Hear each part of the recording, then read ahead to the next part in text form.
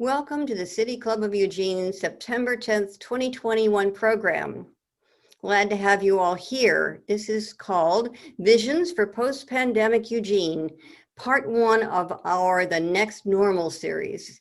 This is the first program of our 2021-22 programming year. I'm Kitty Piercy and I'm the club president.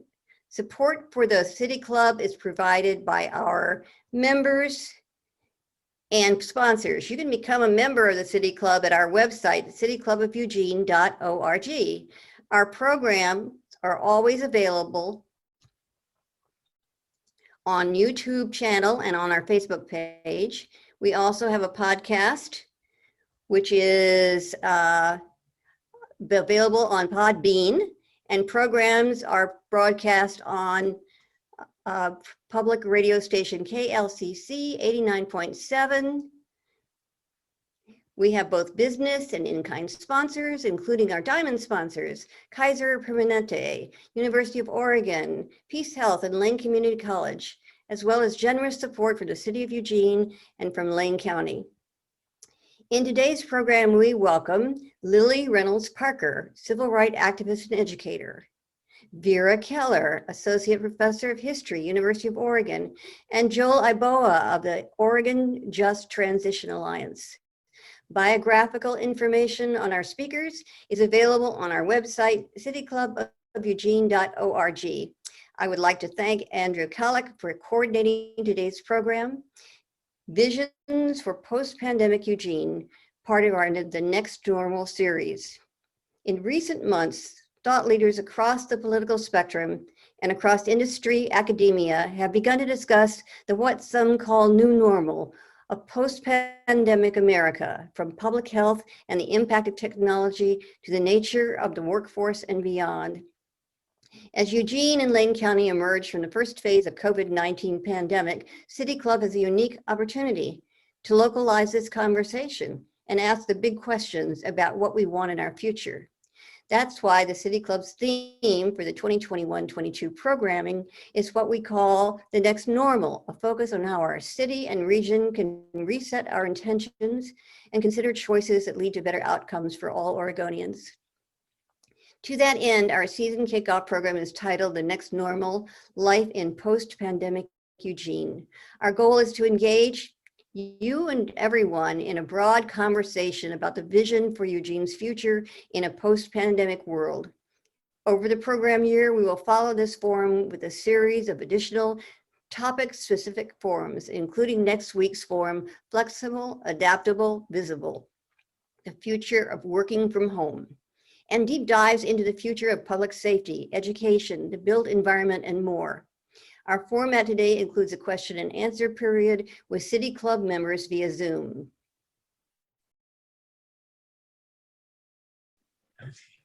Hello, my name is Andrew Kallick. Welcome to the City Club of Eugene. In October 1909, a letter to the editor of the Register Guard titled Eugene's Future Greatness Recognized spoke to the seemingly limitless potential of the then city of 9,000 inhabitants. It read, the great lumbering industry and fruit and agricultural products added to the greatest educational center in the Northwest, as well as natural beauty and attractiveness as a place of residence, indicate to the far-seeing visitor that Eugene's growth has yet fairly begun. The future of no city could at this time be brighter, and it is only necessary for the people here to continue the campaign of improvement and publicity to double the population of the city in another 3 years. That was over 110 years ago. People then were already imagining what Eugene could be. And we stand at a moment in 2021 in which we are once again imagining what the future of Eugene and our region could be. And that's why we're proud to kick off our City Club season today with a presentation titled The Next Normal, Life in Post-Pandemic Eugene. And we have three phenomenal community leaders here to tell us about what their vision is and how people have conceived of the future long into the past.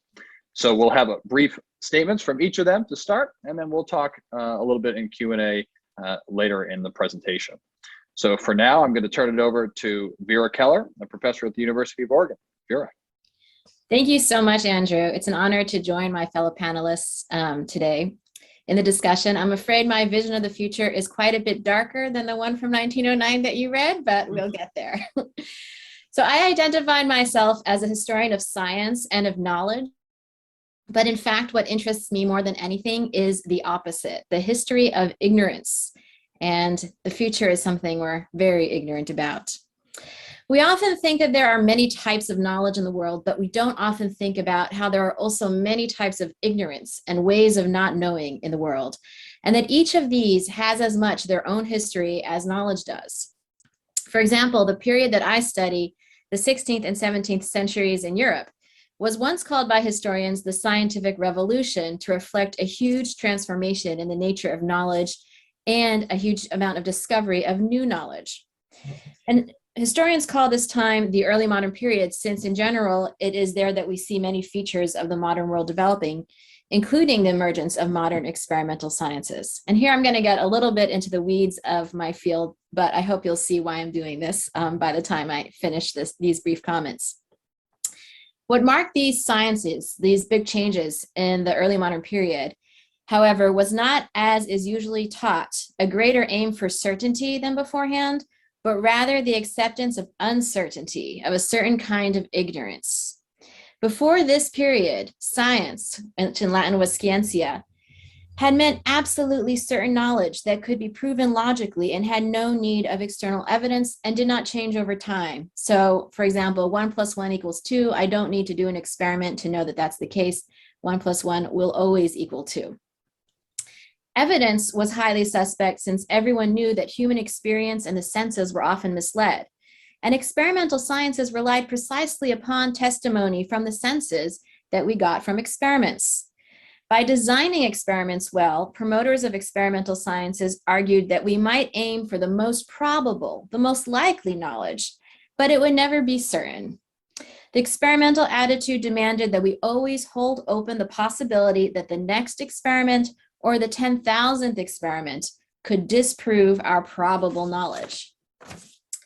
So unlike older ideas of science, experimental science is enmeshed in time.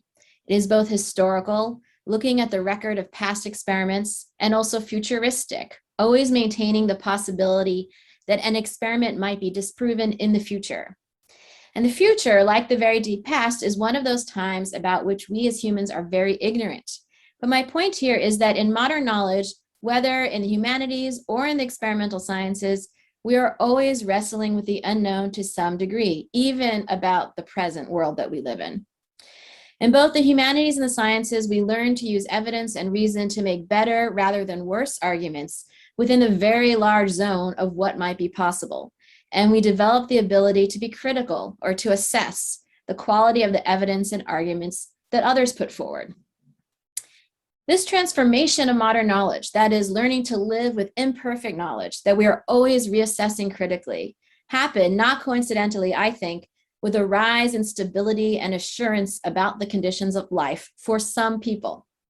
The theory I'm putting forward here is that when we are feeling personally secure is when we are in a frame of mind to get comfortable with uncertainty. When we feel at risk, we cling to the promises of certainty, but those promises are often false. So the pre-modern idea of scientia, or science, as absolute certainty was developed in a culture that emphasized human weakness, our miserable, short, and unpredictable lives, and our inability to control our circumstances. In that setting, the promise of absolute certainty offered a way out of the human condition, a lifeline to a higher order of knowledge upon which we could rely in a very unsafe world. The modern period, one of increasing urbanism, of confidence in technology, and of various forms of limiting financial risk through joint stock investing and insurance, was a period in which some individuals felt secure enough to get comfortable with uncertainty. However, they did so by offloading risk and danger upon other people in many ways. They did so through the colonization and enslavement of people, entrapping those people within increased danger in ways that have structurally continued into the present. They also did so through the overpopulating and overdeveloping of the planet. The result is that the recent past, and by that as a historian I mean the last few hundred years, has historically been a period of incredible security for a small segment of the world's population. Thus, we cannot consider that period of security normal and assume that we will all return to it one day. It was not normal for everyone at the time, and it was not normal in the annals of human history. But furthermore, that period of security for a few was purchased on borrowed time for all, and those loans are coming due. Living on a rapidly changing planet, we will all face increased insecurity in the future. What worries me is that as we experience greater risks, we will become less and less comfortable with uncertainty, and we will search for voices of authority upon which we can lean. That, I think, is dangerous. Although modern forms of critical learning from the humanities to the experimental sciences developed in a system of inequality, they produce powerful intellectual tools for grappling with difficult, complex problems. Now is the time to sharpen our critical abilities and double down on making better rather than worse arguments in situations where the most we can ever expect to know is what is highly likely. What gives me hope is the possibility that increased risk will also mean stronger communities. Along with intellectual doubt, criticism, and uncertainty, another feature of the modern world that developed in the period that I study is individualism. Feeling more secure makes one more able and willing to go it alone rather than to turn to others for mutual aid. However, going it alone, as we have seen through the isolation and depression of many in our country, has not been good for us. The pandemic, I know, has meant increasing isolation for many, but for others, it has also meant increasing reliance upon people from outside of our nuclear households. And here I will give a shout out to my wonderful pandemic pod on whom I rely. So for me, the best of both worlds in confronting our riskier, more uncertain futures would be to pair two tools, one modern, that is critical thinking and mental comfort with complexity and probability, and the other pre-modern, that is community and mutual aid. Eugene, I think, is incredibly well situated to make this pairing work. It has excelled in the past in community solutions, as the National Chin-Chin to Cahoots this year, for example, has advertised. It also benefits from the presence of several colleges and universities. I look forward to a future bringing criticism and community together in Eugene. Thanks. Now I will turn it over to Joel. The Oregon Just Transition Alliance is an alliance of communities across the state of Oregon advocating for racial, economic, and climate justice. Thanks so much to City Club for once again inviting me to come and speak on such a crucial topic. I've been thinking a lot about this concept of the new normal. And so as always, I sort of have been ruminating on it the last week or so, and I've come up with a few conclusions. Just for framing, normal, of course, everyone knows what normal means, but to break it down even more, it's something that's typical, something that's usual, something that happens day in and day out. And the fact of the matter is that the last 20 years, or rather 30 years of my life that I've been on this planet, have been anything but typical, have been anything but usual.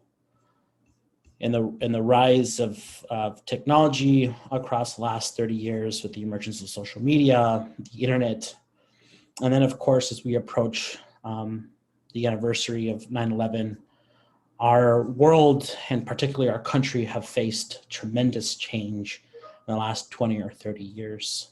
But as always, there are momentous occasions in which we feel that change on a much deeper level. I myself remember very clearly in 5th grade, my teacher talking to us and explaining how she felt when JFK was assassinated. And I, to this day, remember looking at the clock hit 11:59, thinking to myself, am I going to remember this in a few years? And I do. And I imagine the same thing must be going through a lot of kids' minds right now. Today is a special day. It's the first day in which many children across the state of Oregon are going back to school. And I imagine if they themselves are thinking, wow, it's so great to be back to school, but how strange it is that we're wearing masks again. This global pandemic has completely blown the lid off of many structural problems that we've had in this country for many years. Anywhere from an Oregon in a world that is vastly changing due to unprecedented climate events, anywhere from our cold spells to heat waves to wildfires, trying to protect ourselves and our families from a global pandemic. A new normal has already emerged. I'm sure, like many of you, you are now used to getting up and going to your little home office, or you're set up at the kitchen table to take Zoom meetings. But there are many of us who are still operating in an old way. Many farm workers, forest workers, outdoor workers, and blue collar folks have to continue to go to work. And so when I think about the future, when I think about what is usual and typical, what will Eugene look like in the future? We have to remember and take a look at what recently happened, which is we just got new census data. So as we continue to try to respond to this global pandemic by making sure everyone is vaccinated, by ensuring the safety of our most vulnerable children, people over the age of 65, people with disabilities, Black, Indigenous, and people of color, it's important to remember that Oregon has not been normal for quite some time. Over the last 10 years, we've seen a massive increase in the amount of Black, Indigenous, and people of color in the state. We went from 71.7% white to now 78.75. The other ways. We went from 78.75% white to 71.7% white. Oregon's face is changing. It has been changing. And that has implications for the future. The children who are currently in school, K through 12, are now a majority children of color. So what does that mean for the state of Oregon? What does this pandemic, the fact that we have completely changed the way we live life, mean for the future? It means we have an opportunity to do what's called a just transition. And the just transition is based on a unified and place-based set of principles that build economic and political power to shift from an extractive economy to a regenerative one. What does this mean? That means approaching production and consumption cycles holistically and waste-free. The transition itself must be just and equitable. We must redress past harms and create new relationships of power for the future through reparations. It's been often said that this pandemic has us all in the same boat. But the fact of the matter is that this pandemic has some of us sitting in yachts, waiting it out, some of us in little rowboats, and some of us on little pieces of wood like Jack from the Titanic, and some of us have already drowned. My vision for Eugene, my vision for Lane County, and for the state of Oregon is a place in which all of us really are in the same boat, where we can build processes and a collective future that takes into account people's histories, what they've had access to and not access to. And this is the perfect opportunity for us to get there. In the midst of this global pandemic, we also have faced very severe and strange climate disasters. Last year's wildfires, this year's wildfires, I'm sure many of you have experiencing smoke, have decimated our country. And so it's important for us to continue to support frontline communities who are feeling the impacts of these climate disasters, of this pandemic, first and worse. It's important that we continue to provide the crucial resources to support those in immediate need, and that we lay the foundation for us to be resilient, both to an ongoing pandemic and future pandemics, but also to a world that is becoming more and more dangerous to live in and exist in. Thank you. Thank you, Joel. Lily. Good afternoon. My name is Lily Parker. I am retired, native Eugenian. As I contemplated the new normal, I thought I want to try and keep what I have to say positive and Unfortunately, at this time, it's really hard to see the light at the end of this tunnel. What is our new normal? For almost 2 years, we've been inside. This pandemic has us kind of held prisoners. We live our life as it tells us we can live it. And actually, I want to be honest, I have no problem following the rules because my life has been dedicated to being my brother's keeper. And if I can do anything to ensure that this pandemic is eradicated and we can move forward, I will do that. But unfortunately, beside the pandemic, we have this divided nation. Something that is very new to me. Now, understand me, I grew up as a person of color in a country that relegated me as a second-class citizen. So I know what it feels like to be divided. And yet today we're living in a society where it's not down racial lines or religious line or sexual orientation lines, it's down political lines. And so we have fathers and sons with different ideologies, mothers and daughters with different ideologies. We're living in a time to where if you don't put on your own thinking cap and look at the issues we're facing, you can be duped into traveling down the wrong tunnel. And I think many of us have fallen victim to that. So what is the new norm? The new norm right now is mistrust. We don't trust anybody. And how can we move forward as a society without trust?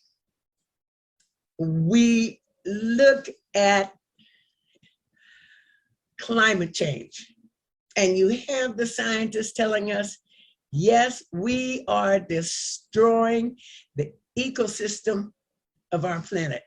And then you have others saying, and I'll be honest, it's my own opinion that those others saying that's not true are those people who are caught up in capitalism. So instead of trying to heal the land, we're trying to extract even more value out of the land with no thought to the people who depend on this land. I am hoping that our new normal will revert back to, I am my brother's keeper. I owe it to society to be the best person I can be, to be a role model and a mentor. So we look at climate change. We look at the racial unrest in this country. We look at all the devastating natural disasters we've faced even within just the last 2 weeks. We look at the fact that we have an anniversary of 9/11, 9/11, and also of Hurricane Katrina coming in the same year in the same month. And we think back to how we came together at those times to support each other. And we look at where we are today. My hope for the future of my community, of my state, of my country is in the young people who are educating themselves on what is real. You see, we can feed into the ideology of mistrust. But at some point, I truly believe that the generations coming behind my generation, and maybe the one right behind me, will have a clear vision of the structure, the infrastructure, the political infrastructure of our country. And they will see that there needs to be some changes. After the conviction in the George Floyd murder, I thought, all right, we're headed forward. We have finally gotten justice for a law enforcement officer taking the life of an African-American man. I saw us moving forward. Then I saw other officers committing that same crime. And I see people denigrating those who have died. Well, the life they led to, that don't hold water. You look in the prisons and you see they are overflowing with people of color. Some of them for minor offenses. And yet there are those who make money off of those people in prison. And money speaks louder than humanity. You may disagree with me, and that's okay, because then that leaves the door open for us to have conversation. So let me sum up by saying, I see our new normal as being chaotic, at least over the next 5 to 10 years. We will be in a political upheaval. We will have to deal with this pandemic. And if we don't deal with it effectively, we will be dealing with it for the next 5 or 10 years. We have got to open our minds and our hearts to deal with the racial divide in this country. You just can't hide it under a rock. It's not something that people are telling us. It's what we see for ourselves. Just like we saw the insurrection at the White House. And now they're telling us, no, that didn't happen. Those were good patriotic citizens. You can paint the picture any way you want to, but we have eyes and ears of our own. And I hope that in our years of study, we are taught critical thinking so that we can make decisions. I am truly looking forward to the next generation and the generation after that standing up and saying, we do have a new normal. And this new normal includes everybody.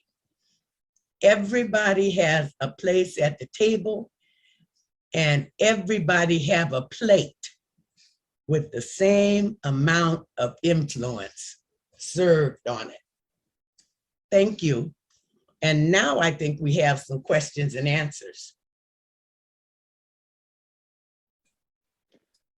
Thank you all so much for setting the table for our conversation. Really great stuff. I want to start by asking about what we think the foundation for achieving a better future is. That letter writer back in 1909 said that as long as Eugene had civic pride and progressiveness, that everything else would take care of itself.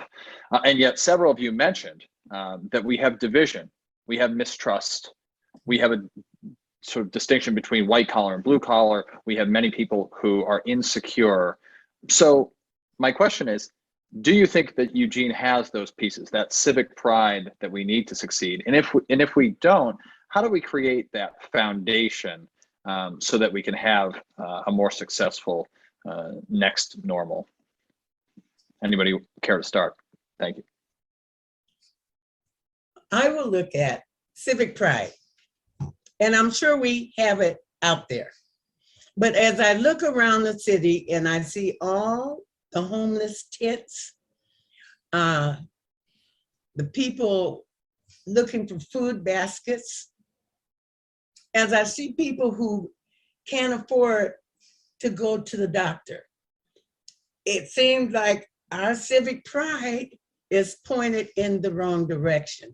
We have to take everybody into consideration. There must be something we can do to provide safety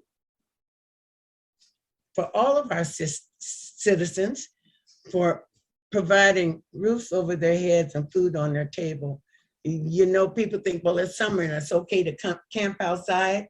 That's not true. We got COVID. We've got people out there who are unsafe. And because they're unsafe, we're unsafe. And so we have a wonderful city, but we fall short in a lot of areas. I'll jump in and say that I think what we need isn't civic pride so much as civic humility.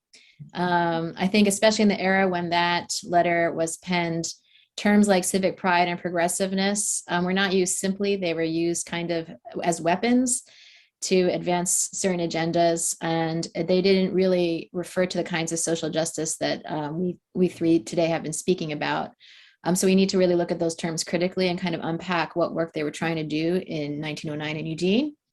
Mm-hmm. And one of the things that they were trying to do was to build up urbanism. Urbanism development was seen as a symbol of civic pride. The more streets, the more buildings, the more use of nature as a resource. In that same quote, it talked about natural resources. And this goes back to what Lily was talking about with seeing nature as something to extract for profit. What we need is humility in the face of nature and to promote degrowth. We do not need more of that. We need less of that. Mm-hmm. And I'll say that, you know, this past weekend I went to the coast, and one of the things I noticed on my way was a lot of markers of civic pride, these mottos outside of towns like drain, gateway to the Pacific, world famous Langlois. And it reminded me of Eugene's old motto, the world's greatest city for the arts and the outdoors. We do not need that kind of civic pride, mm-hmm. that kind of boosterism that in fact doesn't critically look at ourselves and look at our own issues. We need a humble and a critical gaze. Yeah, I appreciate this question. When I think about civic pride, I think about obviously having pride in your city, right? Or in your county, or in your state, or in your country, right? But at the core of that, it's like civic pride it's about having your community be together and about feeling good about where you live. And that means a lot of different things to different people, right?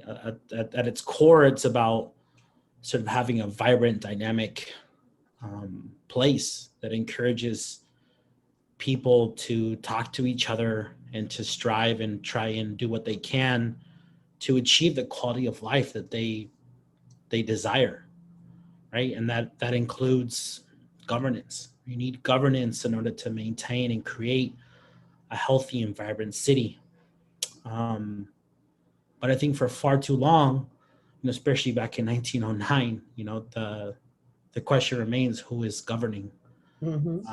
And so I think as we move forward, right, as I spoke about sort of the changes in Oregon demographics, Eugene and Lane County have also experienced a massive shift in its demographics. The question isn't always just, do we need new sidewalks, right? Do we need to discourage litter and graffiti? Do we need to, build a new waterfront project? Those are things that are going to happen regardless. Change is inevitable, right? I think that's the constant, but change isn't always just, and change isn't always equitable. And so when we think about civic pride, someone living in one part of our city, say North Eugene, will have a much different definition of what civic pride is than someone living in South Eugene, perhaps. And also between neighbors. And so I think at the end of the day, what we need to do individually is think to ourselves, okay, what is it that how do I want my city to be? How do I want my neighbors to live? And collectively, we need to create spaces in which we're able to have those conversations with our neighbors. Because what folks need here in the Whitaker is different than what folks need on River Road or in Santa Clara. But at the end of the day, right, there's a really great thing. A former mentor of mine told me, he said, you know, on this road to life, the idea is that we're trying to play music together in a large band, right? And at the end of the day, it's up to each of us to pick up an instrument and play it. And the instrument we play may change from day to day or year to year or different phases of our life, but it's important that regardless of what you play, you have to pick something up and play it. And hopefully at the end of it, we create some music together. And I think that's what we need to do, is figuring out how can we have some more jam sessions. Good. Excellent. Thank you. Next question comes from our president-elect of City Club, Karin Knudsen. Karin. Hi, everyone, and thank you so much for your remarks and so much for us to be thinking about today. I was scribbling down a lot of notes while you all were sharing your thoughts. And Lily, you said something that I think I'd like to offer back to the three of you as a question, which has to do with what you said about a current norm that we're experiencing, the norm of distrust, and question about how to build a future together if we don't have trust. Could the three of you talk about a specific time or specific example where and how you built back trust in a place where it didn't exist?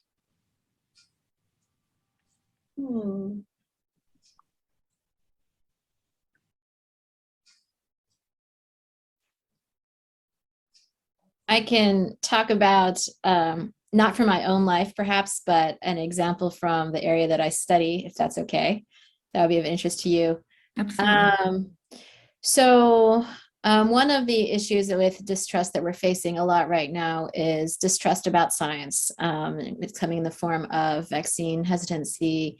It's coming in the form of disbelief in global warming. And many of the approaches to countering that has been to have marches for science, or say believe in science. And I and other historians of science often feel that that is in fact the incorrect approach, and that approach is what has led to the distrust, because we have a long history over the course of the 20th century with scientists presenting themselves to the public as experts whose authority was not to be doubted, when in fact in the course of science the situation has always been more complex. And as a result, by presenting themselves in that way, by having what science studies scholar Sheila Jasanoff calls technologies of hubris in the way they presented themselves to the public, scientists led the public to believe that whatever scientists said should be absolutely true, which it is not, as I talked about in my opening remarks. It's very, very likely, it's very, very probable, but it's not absolutely true. And so whenever there's any kind of doubt that happens, whenever there's any kind of change in course, that leads people to throw out the entire enterprise and not be comfortable with this idea that we have to live in a world where we have to live with the probable. And the fact that it's very, very, very likely needs to be good enough for us, because that's as far as we're going to get. And so to build back trust, what scientists need to do is to develop what Sheila Jasanoff calls technologies of humility, to invite the public into the enterprise of science, to show that society has a role to play in questions of scientific importance and scientific policymaking, and not to create this kind of wall of authority of the scientific expert in front of the public. You know, when we talk about trust, I'm going to be transparent here. I think there's different levels of trust and different ideologies behind trust. I'll be honest, there are not many things outside of my circle that I can truly put all my trust into. Dealing with my history here on earth, dealing with all of the misinformation that's been swirling around. When I think about how do I reestablish trust, trust is on a relationship basis. And that is very minimalist, because we need to build trust on a large scale. How do we do that? We really need some good leadership. And we need leadership that we can believe in and trust. We won't always agree with each other. We won't always see things in the same light. But I'll tell you, we have got to take off our individual egos, lay them aside, and look at the big picture of humanity. Because none of us are going anywhere. We're all going to be here on this earth together. Hopefully, at some point, we can live in harmony on this earth. But if I'm going to be honest, I will tell you, I love the Lord. I am a devout Christian, but I don't trust everybody that says that. Understand me when I say that. After this last year and a half that we just went through, you wonder, where did we go wrong? So even in that circle, there's mistrust. I don't know what to tell you. That one's hard for me. I think we have to appreciate that. This is Joel. The Reverend, Dr. King said, if I cannot do great things, I can do small things in a great way. And I think about that quote often because it's really easy to go down what I call the tunnel of doom, right? Like Mm-hmm. you look over the edge of a cliff. You're like, wow, that's far. And I think that I feel that way sometimes when I think about these large questions, like how can we go down the path of making it so that people aren't as distrustful of each other. But I think, it's okay to start small, right? There's a really, the relationship between truth and trust is very close. Mm-hmm. But it's important to remember that, trust and truth begin with what we can see and what we can touch. And again, I'll go back to the example I gave earlier around our neighbors, right? The people who are directly around you. I think it starts there, right? Like we can reject paranoia and distrust, right? It's always important to find, as Fred Rogers said, right? Like I loved Mr. Rogers. I watched him growing up, and I recently was listening to a podcast about Fred Rogers and the lessons he's given. And one of the things he said, right, was look for the helpers. You'll always find people who are trying to help. And so, as we think about distrust or continuing to foment and try to encourage trust, it's important that we look for the helpers. And I think in every facet of our life, regardless of whether or not you're a plumber or if you're an elected official or if you're a hairdresser, at the end of the day, each of us has someone that we know helps other people. Yes. And so the thing that I think about every day is, how can I help the people who are helping? Right. And I think that's a good start. I think if I can just piggyback on that a minute, when you talk about trust, my dad taught us a man is only as good as his word. So if you say you're going to do something, do it. And if you find you can't do it, admit that, let people know and move forward. You won't build trust without building truth. And we all have our limitations. As we look around the world at our leadership, you gotta build truth. You gotta tell the people what is real. Because we're pretty intelligent group of human beings. And we've been fed so much misinformation, and that's what has led to the distrust. You don't know who to believe. So let your word be your bond in all things.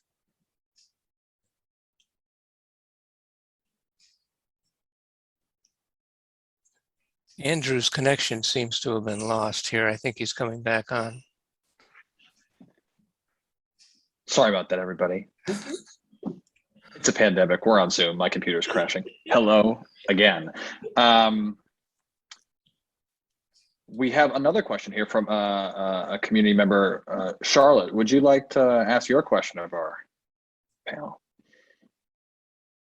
Sure, happy to do that. My sound okay? Yes, sounds good. I've just been on a 4-hour Zoom call myself, leading a workshop. It's Anyway, nice to meet you all. Eager to hear what the City Club's doing. So my question is, this upheaval, as we call it, is such an opportunity, right? It's an opportunity to potentially end up with a more healthy world in all kinds of ways. And so my question is, what do we do to not go back to our sort of standard way of thinking or our status quo? It's just, as humans, as Lily has just said, we're smart on the one hand, and on the other, we go with what we know. Yes. I think we really need new paradigms. We need new ways of working together. We need lots of newness or novelness in many ways. And what I'm noticing is as we're unfolding with the pandemic, in fact, we seem to be going back to what we know. So how do we not do that? What did Einstein say? I think he said insanity is, doing the same thing over and over again and expecting different results. I think, this pandemic has forced us to not do the same thing over and over again, because we can't go outside. We can't see our friends and family as we were used to be able to. We can't go to some events and concerts and whatnot. So right, as you mentioned, Charlotte, we have an opportunity right now to do something different. And we are doing things differently, right? It starts as simple as wearing a mask out in public or in a store. But I think, regardless of what happens, there is no going back to the way things were. This has forever changed the way that this country and this world functions. And I, for one, am excited to see what new things emerge. I think one of the things that I'm particularly excited about when I think about your question and your thought around how do we make sure we don't fall back into the old ways is the slowing of this country, right? The life has taken on a little bit of a different pace, and I, for one, am deeply appreciative of it. Not for everyone, of course, but for a large part, things aren't moving as fast, right? We're not jumping from meeting to meeting and, I have to be downtown at this time and I have to go, over here at this time and I have to travel and I have to be in person and, all these things. And so the question used to be, what can we do to, when is the time is appropriate for us not to be in person? And now the question is there a reason for us to meet in person, right? And on the one hand, that's, I think, provided some really unique opportunities for people, particularly people with disabilities. I'd like to talk about people with disabilities for a second, right? 1 in 4 Oregonians has a disability. And so for that particular subsect of the population, the pandemic has been an equalizer. A lot of folks in the past have been relegated to their homes because of a world that's deeply inaccessible.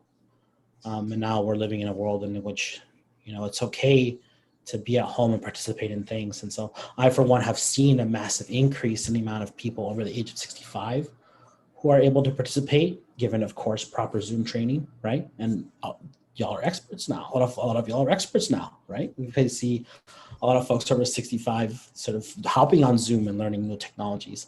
And of course, our brothers and sisters with disabilities have been able to participate in kind of doing civic duty or civic life in an unprecedented way. And that to me is really exciting, particularly this legislative session.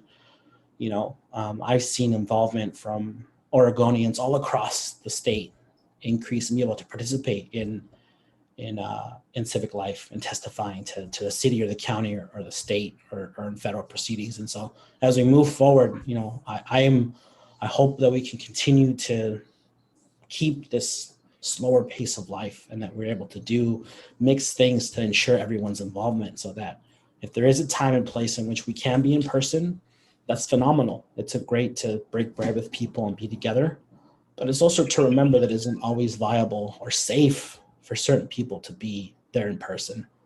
But if we can have a screen or have people on Zoom and also have people in person, I think that's going to be the new normal, and it's exciting. Joel, I'm so glad you brought up slowing the pace, because that's exactly what I was also going to highlight. I think that this has been such a time of reckoning for our country because we've been forced to slow down and look at ourselves. And a lot of our distractions that keep us from examining ourselves were taken away from us. And I hope that we maintain that practice of self-reflection and criticism and slowing down, because when we try to accelerate, what we do is we end up moving with the flow of whatever structural inequalities exist, because that is what is going to take, that's what's easiest. That's the way the system is built. Yes. And that is what will get results the fastest. And trying to enact social justice means working against what's easy and what's fast. And we can only do that work if we accept a slower pace in everything that we do. Yeah, no, what was the, I think, what was it? The quote was, all of humanity's problems stem from man's inability to sit quietly in a room alone. And we've been doing a whole lot of that this last few months. I'll tell you, I've always been a very social being.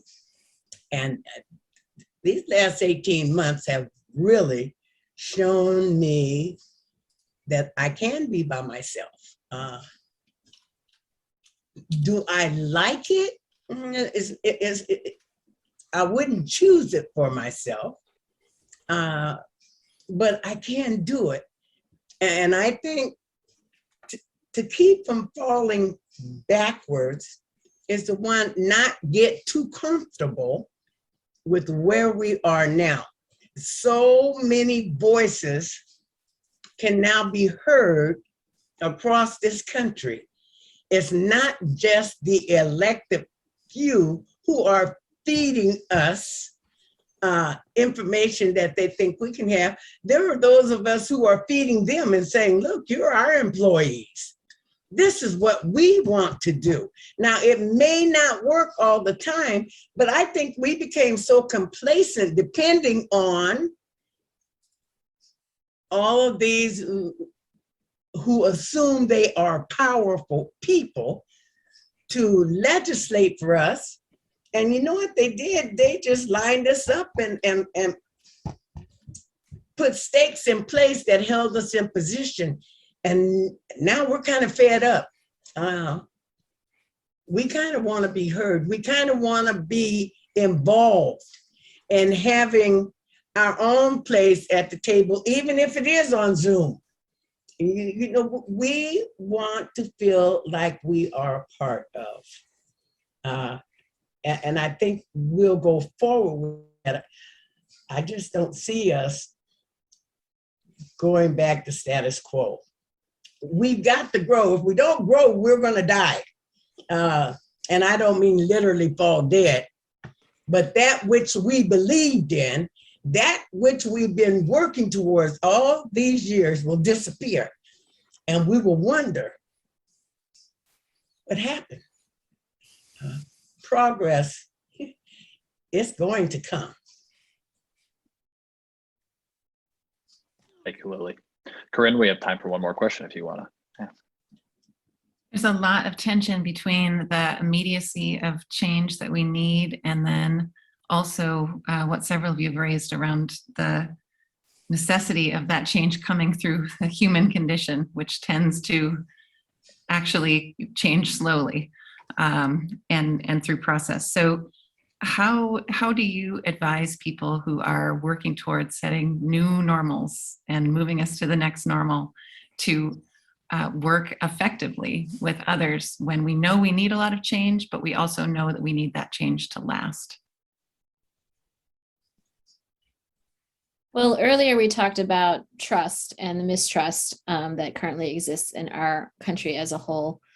Trust is not something you can build in a day. So if you want to work effectively, you need to work slowly. And to build trust, you need to take your time. So those two things aren't so much in tension, I think, as in the slow pace, the human relations, the building the trust is absolutely essential for any kind of change.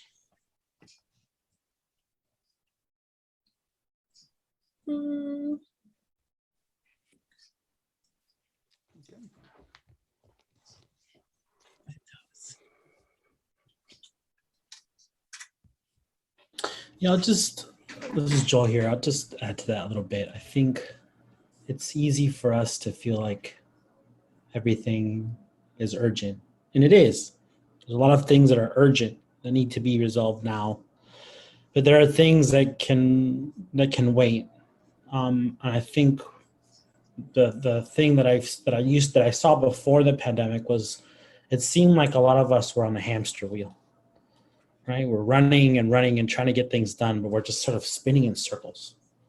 And the thing that I've been deeply appreciative of the pandemic, going back to this thing on slowing down, is that some of us, most of us have had an opportunity to rest, right? To not be so desperate to get up and go someplace. And so, I think about rest when I think about daydreaming, when I think about meditation and journaling. I think those are all really critical things that each of us should be doing on a day-to-day basis. I don't always do the best job of it myself, but I have found that when you take time to rest, when you take time to be yourself, to be with your family, to be with your children, your loved ones, and do the hobbies that you like to do, it creates more whole people, right? Like, what do they say? You'll get on an airplane, right? You have to put your own mask on first before you help others. And so my sincere hope, right, is that that people have been able these last 18 months and will continue to be able to take care of themselves, to rest, to daydream, to meditate, to journal, so that you can imagine a better life for the future and better solutions. And I have found some of the best ideas that I've had have been when I am sleeping or daydreaming, or, I'm cooking or gardening outside, or on a bike ride. I'm sort of doing something else, and things come to me. And I think before we didn't have as much time or space for those type of things. And I'm hoping we do now, and I hope we continue to have that, because I'm excited to see the products of people's collective daydreaming over the last 18 months. And I think they're already starting to emerge. Well, thank you all so much for taking part in our conversation, laying out what will be a season-long discussion about what the next normal is. And for those of you listening and watching, thank you for tuning in. We'll see you next time with the City Club of Eugene. Peace.